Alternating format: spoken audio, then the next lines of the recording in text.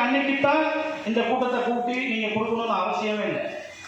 இதே மாதிரி நந்தகுமார் இந்த மாதிரி ஆளுகளை கூப்பிட்டு குழந்தைங்களுக்கு போய் கிளாஸ் எடுக்க சொல்லுங்கள் தயவுசெய்து. அதுவே உங்களுக்கு முதல் வெற்றி.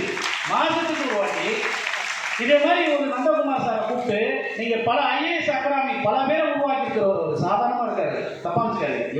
இவர் மாதிரி பல பேர் இருக்காங்க. ஆனால் இவர் இருக்கார்ல, அந்த மைண்டை கிளியர் பண்ணி நீங்கள் எப்படி படிக்கணும், எந்த பேப்பர் எடுத்து படிக்கணுங்கிறதுக்கு சொல்லிக் கொடுக்குறோம். ஃபார் எக்ஸாம்பிள், நானே நல்லா படிக்கணும்னு நினைச்சக்கூடியவன் தான். எங்கள் வீட்டில் மொத்தம் 12 பேர் குழந்தைங்க, நான் 8வது பையன். அடிக்கடி எல்லாருக்குமே சொல்லுவேன். ஆனால் எங்கள் அப்பா வந்து பழம்பெரும் நடிகர்.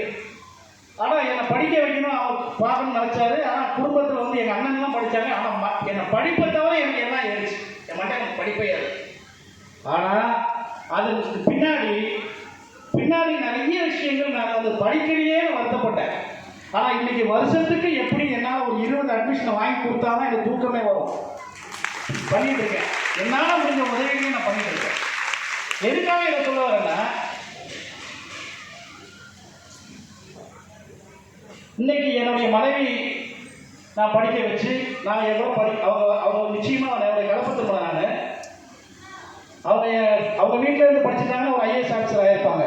ஆனால் இன்னைக்கு ஒரு பெரிய ஐஏஎஸ் அகாடமியில் அவங்களும் கிளாஸ் எடுக்கிற லெவலுக்கு படிச்சிருக்காங்க.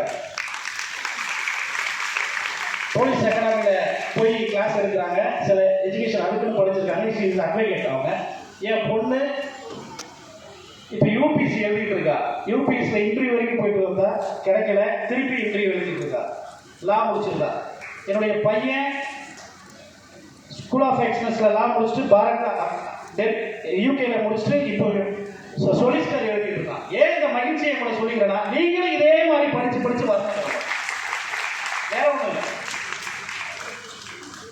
நான் நேற்று நைட்டு ஃபோனில் பேசணுன்னு நான் வரேன்னு சொன்னேன். நான் இந்த நிகழ்ச்சிக்கு வராமல் போயிருந்தா உண்மையிலேயே எனக்கு ரொம்ப கஷ்டப்பட்டுருக்கேன்.